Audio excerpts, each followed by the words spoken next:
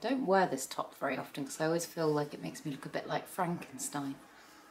I have got an obscene amount of plants to show you today. I've gone a little bit mad and I have brought, I thought it was only 18 and it's actually about 20 different things from the RHS Malvern Spring Show. I know I've gone a little bit mad and part of me feels a little bit embarrassed and then the other part of me feels quite proud. So yeah, I'm really excited to firstly just get a chance to take a proper look at everything that I've got because I haven't had a chance to look at everything properly yet, but also share it with you because I've got some really cool things. But first, if you're new here, hi, my name's Claire and this is Yoli. I make videos all about houseplant care, sharing tips and tricks I've learned over the years to help keep your plants happy and healthy. And yeah, this is 100% the biggest haul I have ever done in my entire life. I've never come away from anything with this many plants before, so I'm looking forward to showing you what I got. So yeah, I hope you enjoy it. Let's get into it.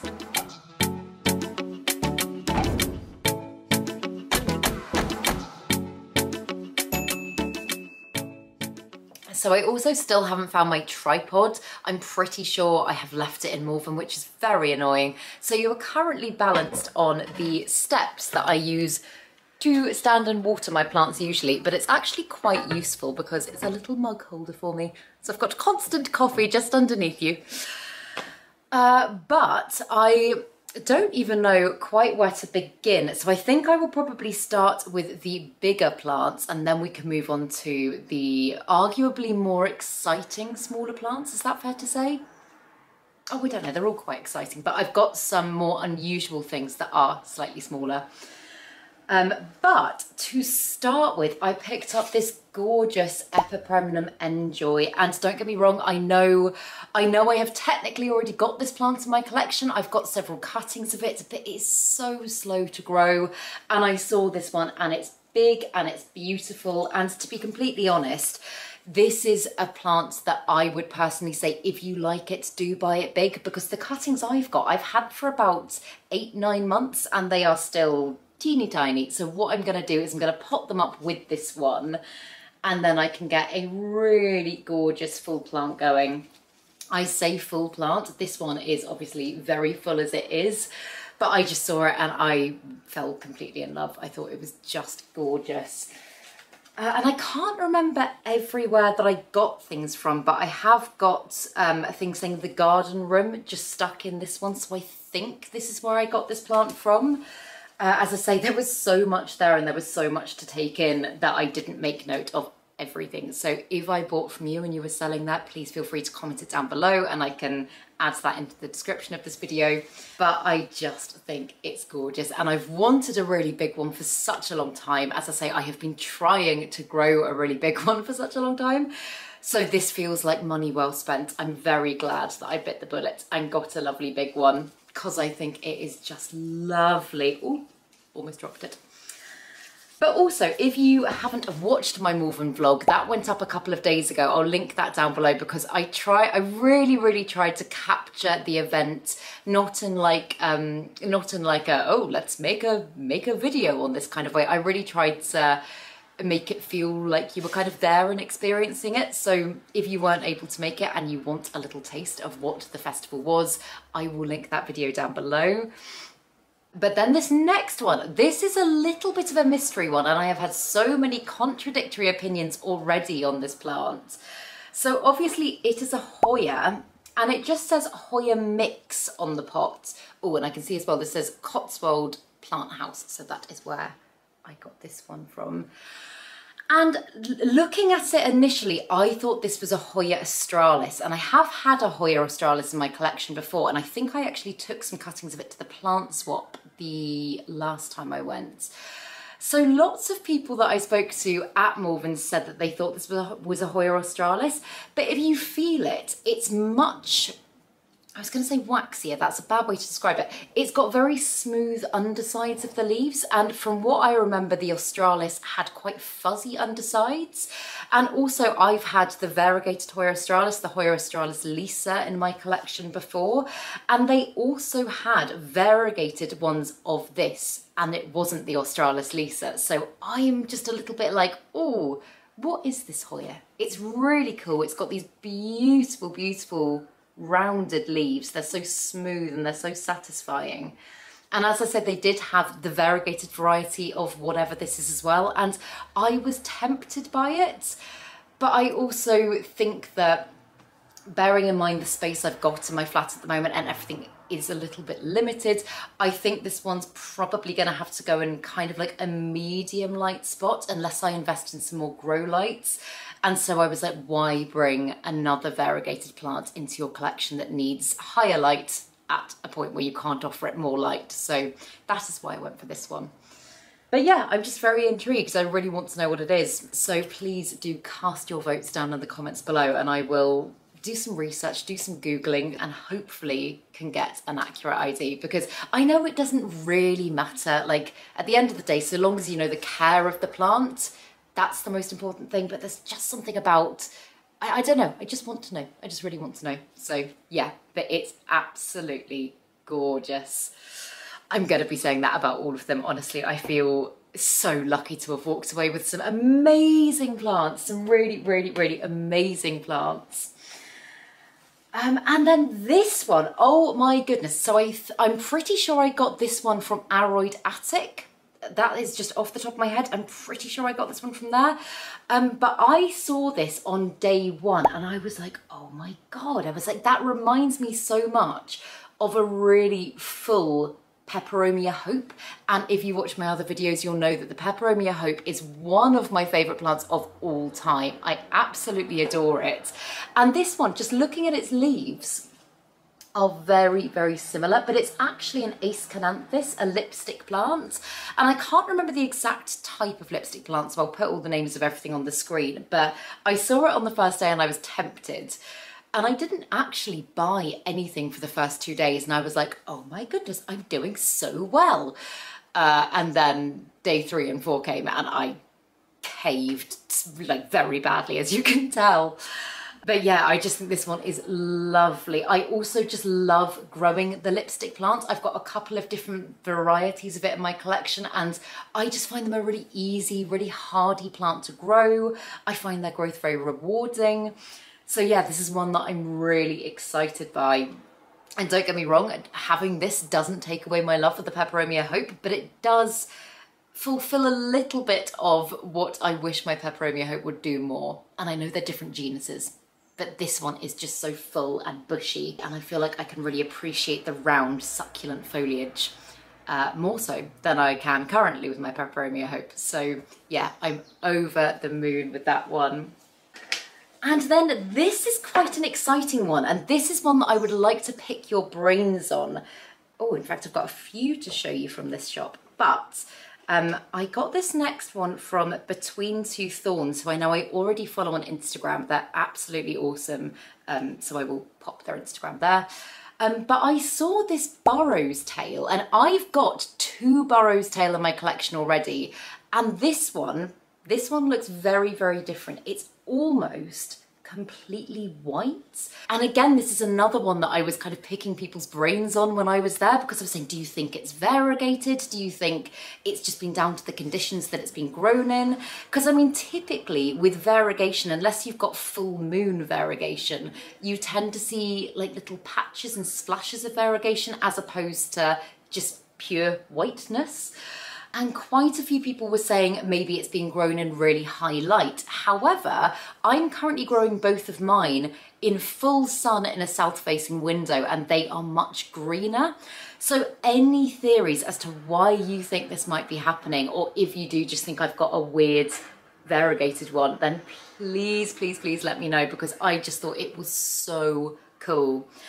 And the other very exciting thing about it is it's actually getting ready to flower. So, I mean, I think that's quite telling about, oh, if the camera will focus, that's quite telling in regards to the light it's been getting. It's obviously been getting very good light or it wouldn't be flowering. I'm very excited to see what its blooms look like, because actually my one is quite immature and it hasn't flowered for me yet, but they look like they're going to be gorgeous. But yeah, this is one that is just very intriguing to me, and it's one that I feel very excited about. I mean, as I say, I've got 3 of them now. I really love the Burrows tail. I love the texture of it. I find it a very low maintenance, very easy plant to grow. So yeah, it's however a nightmare to transport. And as you can see down here, I've got a section that has completely lost its foliage because honestly, this plant just has to brush against something or touch something and bits of it start falling off. So I need to find a spot where Yoli's not going to knock it, where I'm not going to knock it, and it can just stay very safely and never come into contact with anything. But yeah, I think it's lovely. So drop your theories below, please. And then again, from the same shop, from Between Two Thorns, I also got 2 anthuriums that I am baffled by / very excited about. So this is the first one that I picked up. And the lovely woman who was running the stall said that apparently these came in labelled as silver blush. And I took one look at that and I was like, that is obviously not a silver blush. Like if you look at the redness of that leaf, that's almost more like, I don't know, crystallinum magnificum. Like there's something in there that is like, I don't think silver blushy. So I can't remember exactly how much this was, but I think it was only about £6 or something. And I was like, I'm intrigued. I need to get it. So again, theories, please. I'd be very interested to know. But another one next to it that was also labelled as silver blush looks very different. And this is the one that I'm really excited about. Because if you look at its leaves here, obviously it's still quite juvenile, so it's potentially quite hard to tell. But look at that kind of T shape in its veins. And also the new leaf that's coming in on this one is not that red. So this one is obviously very, very different if you just put them next to each other. And for that reason, I'm like, have I got 2 completely different things? And why were they labelled as silver blushes? And what are they going to turn into? I kind of looked at the veination of this and something about it made me think Forgetii. And I was talking to Emma about this earlier and she was saying obviously Forgetii doesn't have the lobes at the top. So I'm like, maybe it's a hybrid. Maybe these are like accidental hybrids that have been created in a batch of, I don't know, with people trying to make silver blushes, and these are just 2, I was going to say runts of the litter, but I absolutely don't mean that. I feel like they're gems of the litter. So yeah, I cannot wait to see what this turns into. And although it's only teeny tiny, and I'm not sure how well the camera will pick it up, but if you look on the new leaf, again, you can see that that's got the T-shaped veination as well. So yeah, I'm really excited about it. I feel like I might have potentially got myself a bit of a bargain here. So yeah, again, any theories, please, please, please let me know. But I will absolutely let you know updates on these 2 because it's so exciting. I think especially with anthuriums, it's so exciting when you get something and you don't quite know what it is, especially because there are so many incredible hybrids about at the moment. So yeah, I will, as I've already said, let you know more when I know more.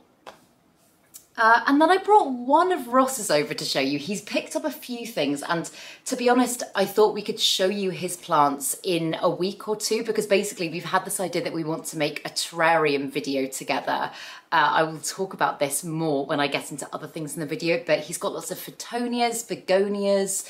I'm not saying they're not exciting plants, but they're potentially things that we could cover in that video. So also bearing in mind, I'm showing you so much stuff today. I was like, why don't we keep some new stuff to show you in that video as well? But one thing that he picked up, which is definitely not a terrarium plant, and I actually don't know much about it, is this little succulent. And as you can see, it's very much a Ross plant. It's very pink. It's gorgeous. And I don't know what it is, but I love it. I really, really love it. And I found myself saying that a few times recently about pink and purple plants. Very out of character for old Claire, but maybe times are changing. Yeah, I think it's absolutely gorgeous. And I love how it's kind of like a tealy green in there and then it just fades to pink at the tips. I think it's so pretty. So yeah, I'll do some digging, and if I can find, there's a few of these plants actually that I don't have accurate IDs on. So if I can find names, I'll put them on the screen. But if you know, or if you have any theories, as always, please do let me know down in the comments below. Oh, and then I got this beautiful, so I got this from The Dark Orchid. And in fact, I got a couple of things from this orchid company, but this one, no surprise, is the one for me. It's a little jewel orchid and it's so beautiful. I think this is probably going to be featured in the terrarium that me and Ross are thinking of making. And they had, to be honest, I know I'm very much, I always say I'm not an orchid person, but some of the orchids they had on their stand, particularly the miniature orchids, were beautiful. And in fact, I can grab one and show you. It's not in bloom actually. I did buy one for one of my friends who's very into orchids, and they are just so pretty. I think I put some footage in my vlog of their stall, because I mean, when I hear orchid, I'm very kind of, I know there are lots of different types, but I always think like your bog standard one that you find down in your local Tesco's or a petrol station or something like that. And there were some incredible ones there. So yeah, but this little jewel orchid, they had a few different types of jewel orchids, and I did look at them on the first couple of days, but I bought this on the last day, and sadly they had sold out of quite a few of the ones that I would have potentially grabbed as well. Probably a good thing, to be honest, because I spent too much money and we honestly could barely fit in the car. Again, in my vlog, you'll have probably seen, literally, I was piled high because we filled the car with lots of stuff and then suddenly went, oh my God, we're picking up Yoli on the way back because Yoli had been staying at my mum's, and we were like, how the hell are we going to get Yoli in the car? So it just involved me having all of the plants that you see now, literally every single one of them on my lap. So that was interesting. But yeah, I think that one is just lovely. The veination is beautiful, and when it catches the light, very similar to the Macodus petola, it just shimmers. It's so pretty. And then just behind it here, I actually got a few of these, and I think I got this from Sprouts of Bristol. I think, just because again, I came away with a leaflet from them. But I just got some little monkey tail cuttings. I've got 3 of these, and I'm not going to show you all of them, but I just thought that they did have full plants there, but all of these ones are made up of ones that have obviously broken, and I thought that was really lovely that they were growing them as just little ones like this. So I'm going to pot them all up together, and I'm going to hopefully start my own little plant again, because it was one of my favourite plants, and I very sadly don't have it anymore because I managed to kill it. So second time lucky, is that a phrase? We're going to give it another go and hope that this time I can be a little bit better. The other thing I was going to say as well is I know that I have brought a huge amount of plants and bringing a huge amount of new plants into my collection. I have been better this year so far at getting rid of the things that aren't bringing me joy anymore. But the one thing I really noticed, and I think this is just going to kind of encourage me to keep downsizing when I'm not totally in love with something, is when I went to stay with Emma the night before we went to Malvern, I walked into her flat, and bearing in mind I know her collection very well, I've seen it many, many times. I walked in and I was like, oh my God, I was like, everything, not that everything doesn't always look lovely, but I was like, everything looks really healthy. Like, I've never seen her collection look better. And she was like, yeah, she was like, that's because I had this massive downsize and now I can focus on everything so much better. And it just made me go, oh, you know what? Like, maybe I should be a little bit more brutal. Like, actually, I just looked at a spider plant that I like, I don't love. It would be probably happy with someone else. I'm like, maybe I should just start having a little clear, especially coming into summer where plant care is going to get much more intense and watering is going to be required much more often. Maybe I should just start having a little bit more of a clear out. As I say, I've been quite good, but I think I could be better. And I think maybe it would make me feel better as well. Oh, okay. 2 things I got from Grow Tropicals, and you guys know how much I love Grow Tropicals. The first one is an alocasia. Oh, in fact, before I show you it, let me just change my camera battery because it's gonna die. Bear with. Fabulous, there we go. So, Grow Tropicals. The first one I got is one that I have wanted for quite a few years. I wouldn't say it's been like, when I say high on my wish list, it's not one that I've raved about, but I've definitely spoken about it before. And it is the Alocasia Mellow, and they had this little one. They had a few as little babies.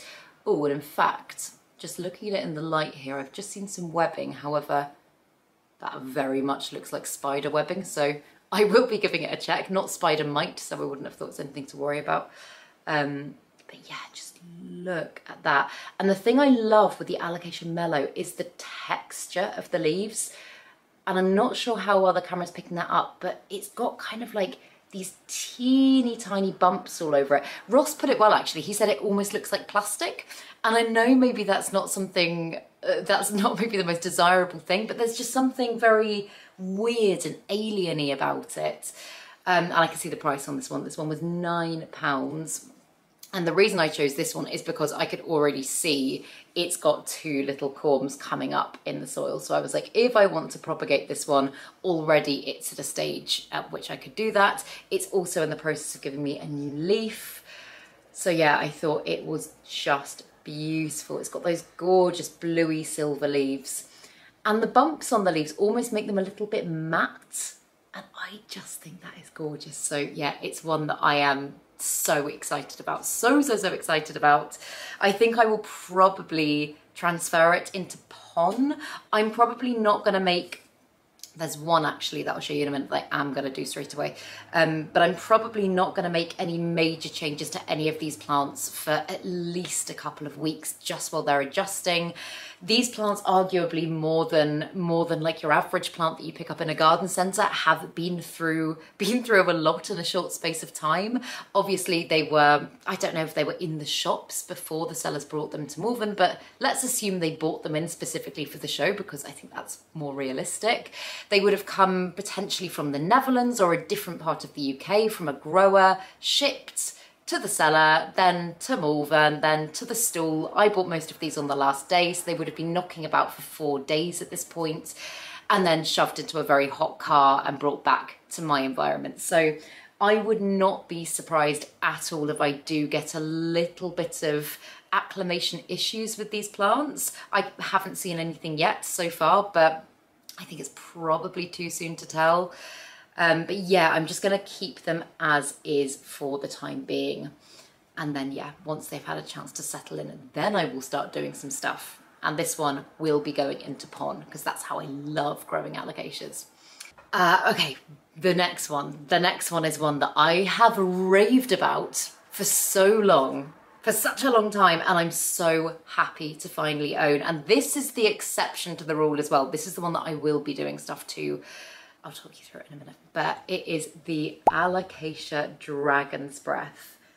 And again, you guys know how much I love this plant and how long I've wanted it for.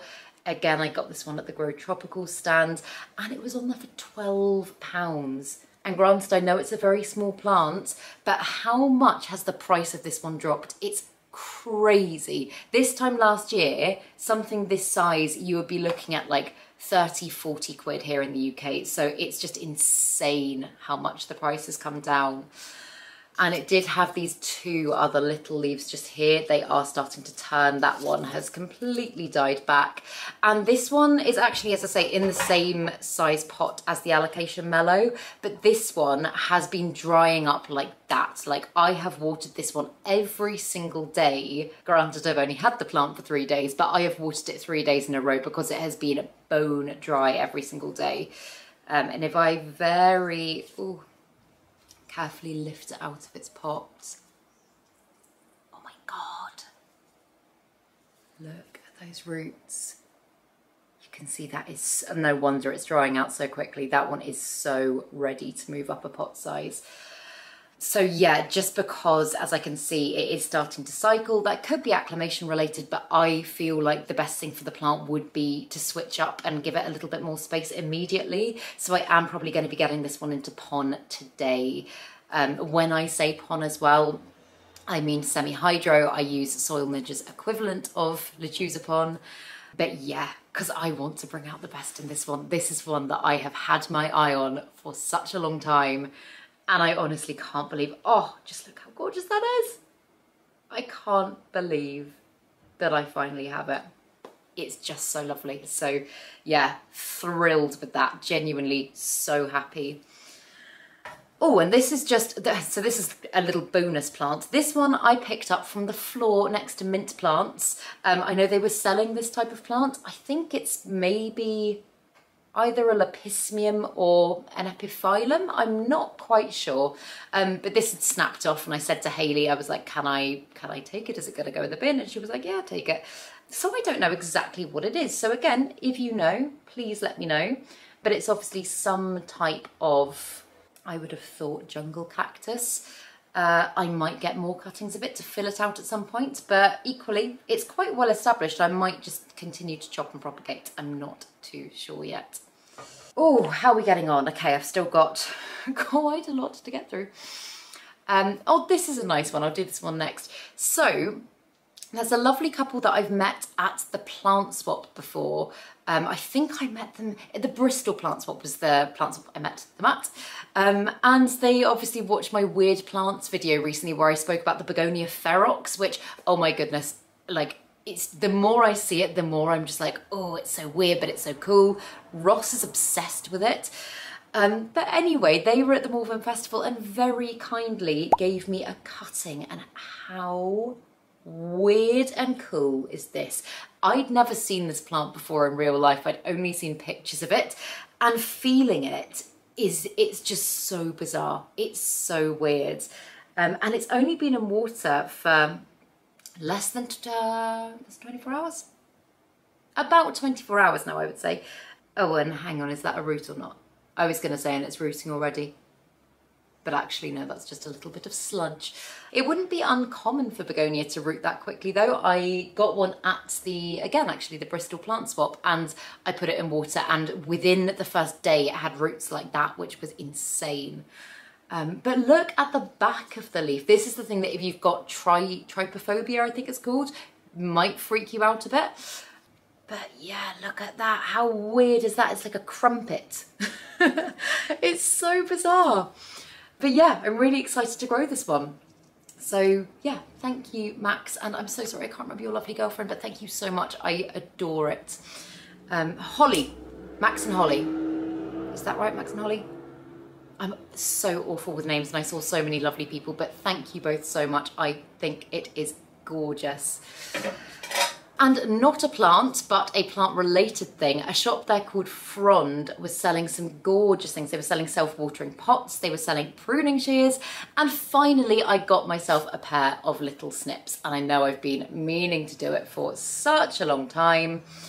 I will try and remember to use them instead of the kitchen scissors. And then a plant here that I'd never heard of before, but I saw it and I was immediately intrigued. It's called the Nematanthus gregaris variegata. And this is what it looks like. And when I first saw it, I was like, is this like, it almost, like its leaves almost look Hoya-like. And I think actually I might have seen this plant, I could be totally wrong about this, or I've seen something similar to it growing outdoors in the UK before. I might, as I say, I might be wrong about that, but it does look kind of like a type of bush plants that we get here. But nonetheless, I thought the variegation was amazing and I had to have it. I think this is one of the first things I bought, I think. But yeah, I just thought it was really, really cool. And I haven't had the chance to do any research with any of these plants yet. So I'm excited to do a bit of a Google later and have a look and see what they could grow into, what their potential is. Because yeah, this one is just very different to anything else I own. And if I look at the way it's growing as well, like if you look at the stem, you can see all of those little growth points coming off it. So I think it probably is gonna like bush out or turn into a little tree of some sort. But yeah, very exciting. Oh, and one other thing that is not a plant, but is a little plant accessory. There was a lovely store there called Oscar and Digby, who you might have seen in the vlog, and they make these little plant houses out of offcuts. They make loads of lovely propagation stations and shelves and lights and all that sort of stuff, but they gave me this to put in my plant pot. And apparently it's a really good way of monitoring the soil as well. You can kind of tell by looking at the stick, so I thought that was quite cool. Also stocked up on liquid gold leaf, classic, I got lots of that. But the last lot of plants, oh, and I also got lots of terracotta pots because they were doing like 6 for £4 or something like that, which I thought was pretty good. The last lot that I got are terrarium focused, and I'm just going to give my foot a moment to regain consciousness because it is completely dead, and then I will show you what I got. Okay, that's better. And I've also just grabbed a pair of scissors for this next one because there's a few here that I actually haven't opened and haven't seen yet. If I'm right in thinking that I've got through everything else, which I think I have, all of the ones here are from Micro Exotics. And I followed Micro Exotics on Instagram for a while, and I've never been to one of their stalls before. I've never bought from them before, but basically they do, oh my goodness, they do such a lovely range of unusual plants for terrariums. They do things like isopods and springtails. They do, oh my God. Also, if you watch the vlog, you will have seen giant millipedes. Like I got a shot of one that was about that big just crawling across this woman's hand, basically for people that are interested in making bioactive terrariums. And I know it might sound weird because I am completely phobic of snakes, and I've said for ages I really struggle to even look at pictures of them, but I was watching this giant millipede that they had there, and I was like, I've wanted to start doing a little bit of bioactive stuff for a while. I've wanted to introduce isopods and springtails, but I really would like to get a giant millipede. And me and Ross have been talking about lots of ways in which we are, I mean, he's not 100% sold on the millipede idea, but ways in which we're going to create kind of amazing terrariums. Hence why I've got so many lovely terrarium plants here. But I think one of the things we're going to do, and this is what we're thinking of doing as a video together, maybe in the next few weeks or something, is we're going to get a reptile tank. And it's probably, I think, going to replace my little white IKEA greenhouse that I've got at the moment, or like in that position. I'm probably going to move that somewhere else. And we're going to create a lovely, beautiful, unusual kind of terrarium filled with gorgeous rare plants. And then at some point, potentially introduce some life, some animal life to that as well. Because I absolutely don't want to bring a giant millipede or any other creature for that matter into an environment where it's not going to be happy. I was tempted to buy some on the day, but I was like, no, go away, do your research, find out what they like, because obviously they're pets. But assuming we can create a really lovely space, I think it would be awesome to have some animals in there that have space to have a nice life. And it'd be cool to look at as well. So, on that note, the first plant that I've got is a Begonia amphixius, and this is what it looks like. As you can see, it's got beautiful polka dot foliage, but it doesn't grow that big, and for that reason, it is a lovely one to use in terrariums. And I'm pretty sure this is a cane begonia. I'm very, very new with begonia. I have only started adding more to my collection really within the last kind of couple of months. But yeah, I've heard that this can make a lovely terrarium plant. I feel like the camera is not doing this one justice actually. It's very pale green. It's got these bright red polka dots, which if I turn you round for a moment, sorry for the shaky hands, but if you look at it from there, you can kind of tell a little bit better. See what I mean?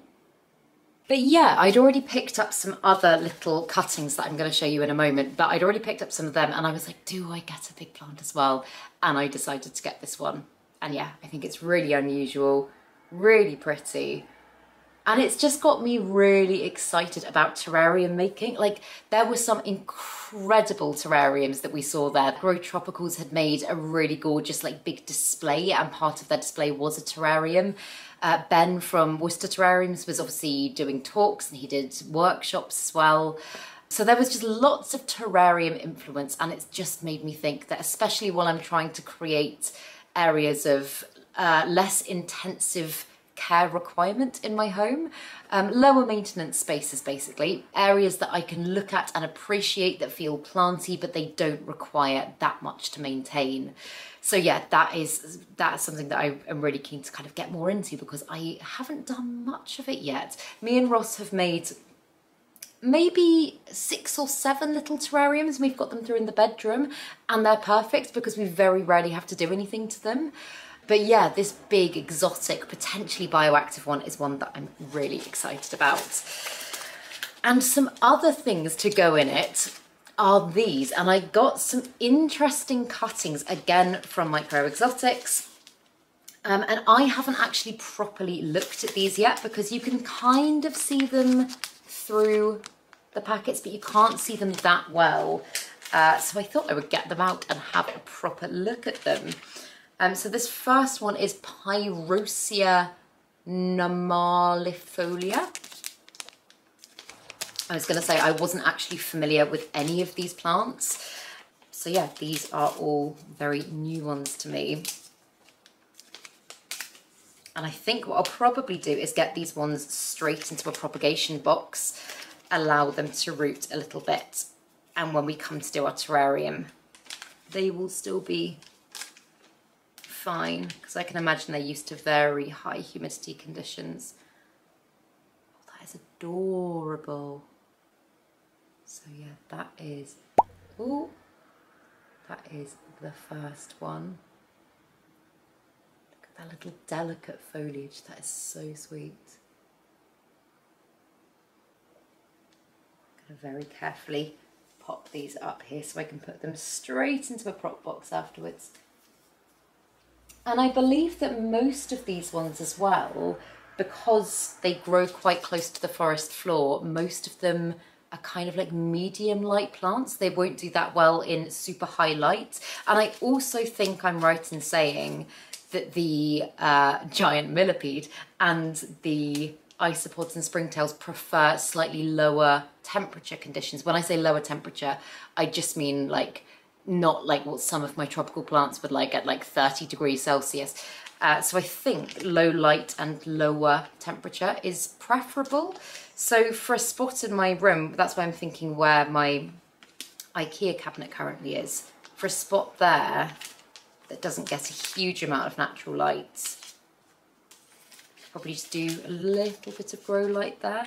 It might work quite well. It's just fun to create something a little bit different, isn't it? Oh, I forgot to say as well, this one I'm opening now is Rhaphidophora celatocalis. Oh, this is lovely.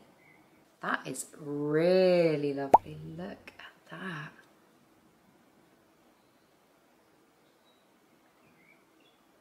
Yeah, I'm thinking in our really awesome terrarium, I might get some kind of cork bark and stuff to run up the back, and things like this, like shingling plants, can just climb it. I think from the way, I gather from the way that a lot of them were displayed as well, they really like growing on tree fern fibre. Again, I'm pretty sure I put clips of this in the vlog, but lots of even just the little ones were being sold on little blocks of tree fern fibre climbing up them. And oh my God, there were some incredible ones. There was one that I saw and it was kind of rainbowy and beautiful. And I can't remember if I got a shot of it or not, but it was only about that big and its leaves were teeny, teeny, teeny, tiny. And it was about 70 quid. And I was like, oh, if I had all the money and I was really into terrarium building, I might consider it because it was so pretty. But right now, I didn't think that was a great idea. And this one's a Markgravia mini round. And Markgravia tends to be a genus of plant that you see a lot in terrariums, and one that I know I like a lot when I've seen it in other people's. So yeah, I can't really tell what this one looks like yet because it's very steamy in the bag. Ooh. Oh, that's adorable. I don't want it to fall off the little piece of moss because it's so... How am I going to show you this?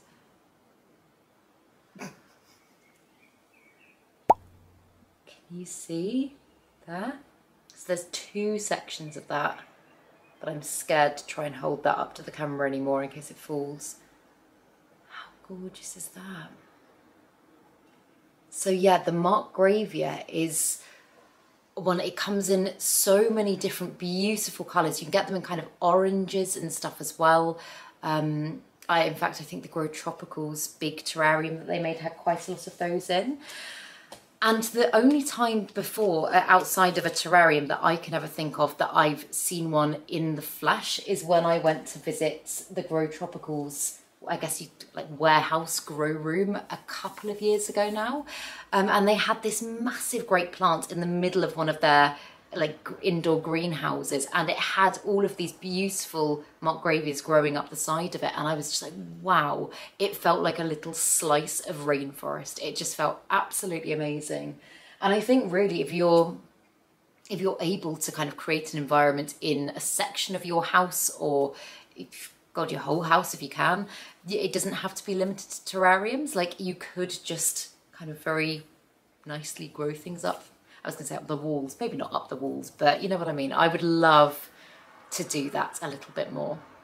In fact, I feel so filled with ideas coming away from Malvern of ways that I would like to kind of change up certain aspects of my plant collection and certain ways in which I'm growing, like looking at some of the ways people were using bark and moss and things that were very different compared to like traditional pots, and it just looks so earthy and natural and lovely. And I was like, oh, I'd like to incorporate a little bit more of that into my collection. So yeah, I'm feeling very inspired at the moment. I'm feeling like I'm ready to make quite a lot of positive changes. So yeah. And this one is a Selaginella uncinata. That's how it's spelled. And this is very sweet, but again, I chose this one just because I felt like it would add some lovely texture to a terrarium. Like, I don't know how you can see, but those are teeny tiny little leaves. They're so adorable.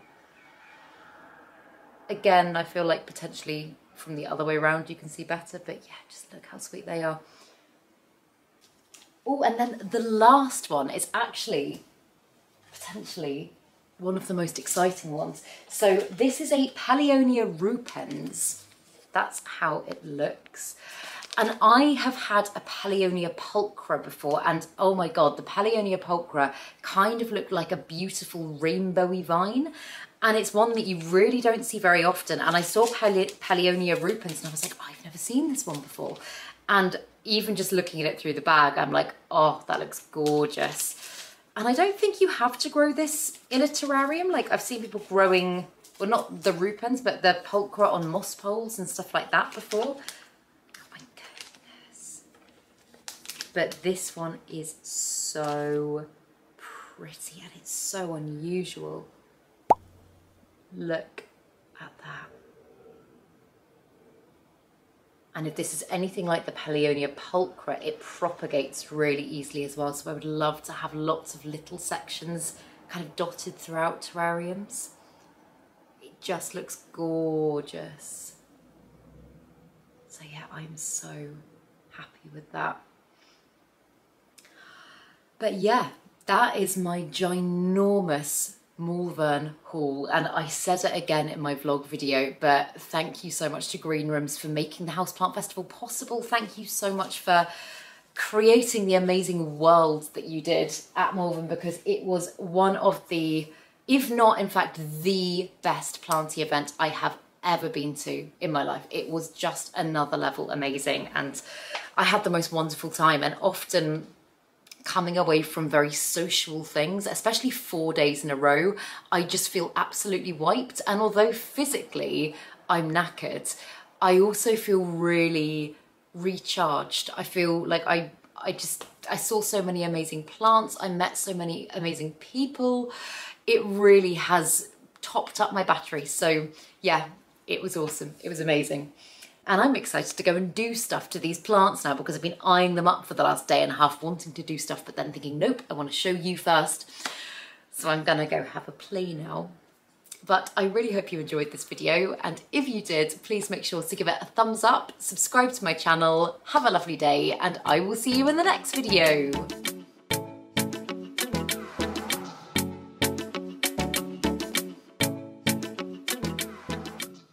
Stay sexy, plant lovers.